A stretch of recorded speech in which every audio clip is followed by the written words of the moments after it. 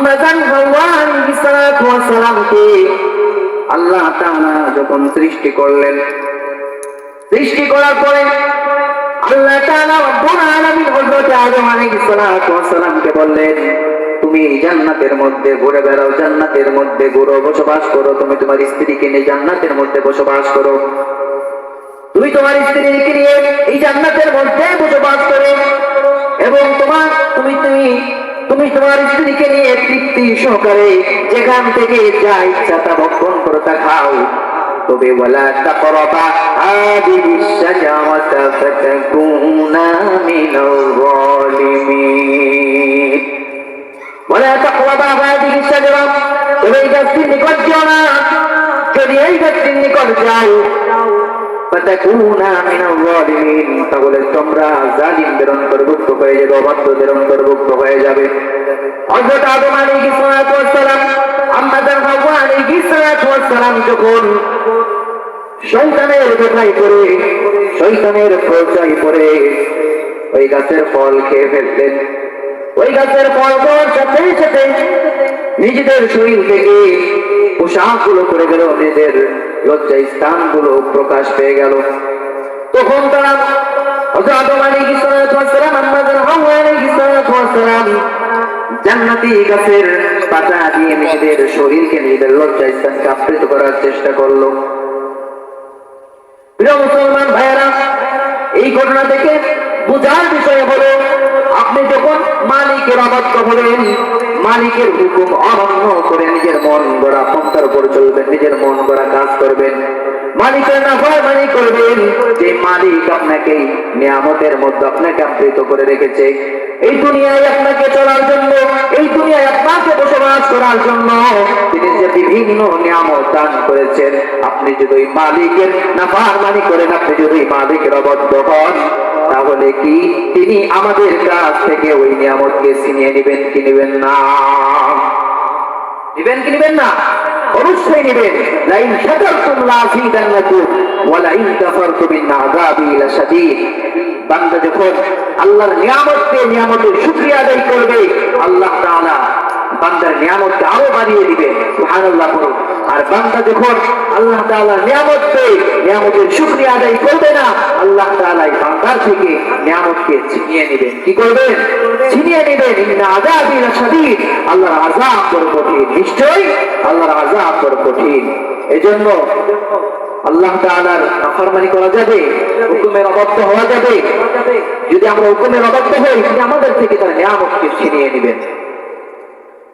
হযরত আদম আলাইহিস সালাতু ওয়াস সালাম, আম্মা জান হাওয়া আলাইহিস সালাতু ওয়াস সালামকে আল্লাহ তাআলা যখন দুনিয়ার মধ্যে পাঠিয়ে দিলেন, দুনিয়ার মধ্যে যখন তাদের পাঠিয়ে দিলেন, হযরত আদম আলাইহিস সালাতু ওয়াস সালাম নিজের ভুল বুঝতে পেরে আল্লাহ তাআলার কাছে খুব বিনয়ের সাথে কাকুতি মিনতি করে ক্ষমা চাইলেন। কিভাবে ক্ষমা চাইবেন?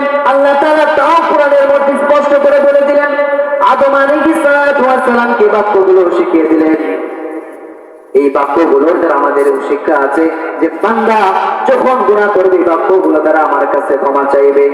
হযরত আদম আলাইহিস সালাতু ওয়াস সালাম বিনয়ের সাথে আদমের সাথে আল্লাহ তাআলার কাছে দোয়া করলেন, রব্বানা যালামনা আনফুসানা ওয়া ইল্লাম তাগফির লানা ওয়া তারহামনা লানাকুনান্না মিনাল খাসিরিন।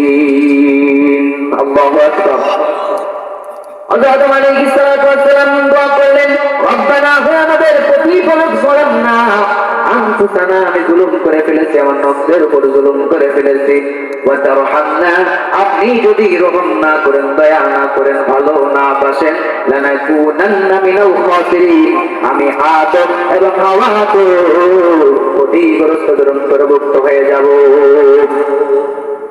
আপনি যদি ক্ষমা না করেন, ভালো না বাসেন, আপনি যদি আমাদেরকে আপনার রহমতের কোলে তুলে না নেন, তাহলে আমরা তো ক্ষতিগ্রস্তদের অন্তর্ভুক্ত হয়ে যাব।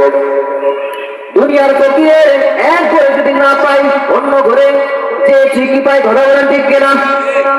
একবারে যদি না পাই অন্য ঘরে যে ঠিক পাই, কিন্তু ও মাবুদ আমরা তো আপনার ঘরের ফকির, আপনি যদি আমাদেরকে না দেন তাহলে আমরা কোথায় যাব?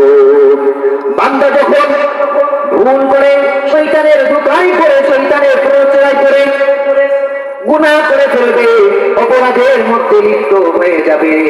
বান্দা যখন অপরাধের লিপ্ত হয়ে যাবে, যখন সে লজ্জিত হয়ে বিনয়ের সাথে আদবের সাথে নির্জনে চোখের পানি ছেড়ে দিয়ে আল্লাহ তাআলার কাছে ঢুকে ঢুকে কান্না করবে, কান্না করে নিজের গুনাহের জন্য আল্লাহর কাছে ক্ষমা চাইবে, আল্লাহ তাআলা রব্বুল আলামিন বান্দার চোখের পানি নাকের ডগায় আসার আগে আগে আল্লাহ বান্দার জীবনের সমস্ত গুনাহগুলো মাফ করে দিবে।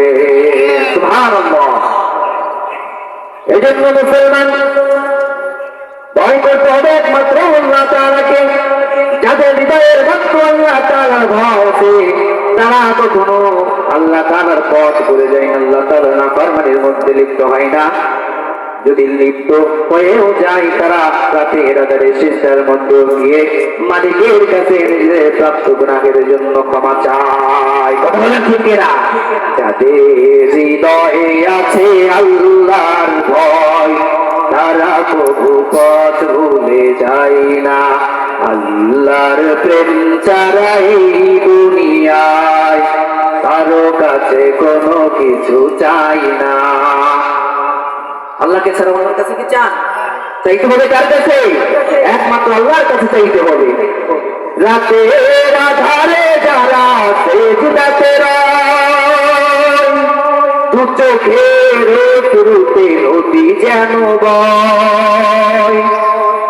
রাতের আধারে যারা সিজদাতে রয়, দু চোখের শুরুতে নদী যেন বয়। চলনার হাত টানে যত আসু, পিছনে ফিরেও সে তাকায় না। আল্লাহর প্রেম ছাড়া এই দুনিয়ায় কারো কাছে কোনো কিছু চাই না। যাদের হৃদয়ে আছে আল্লাহর ভয়, তারা তবু পথ ভুলে যায় না।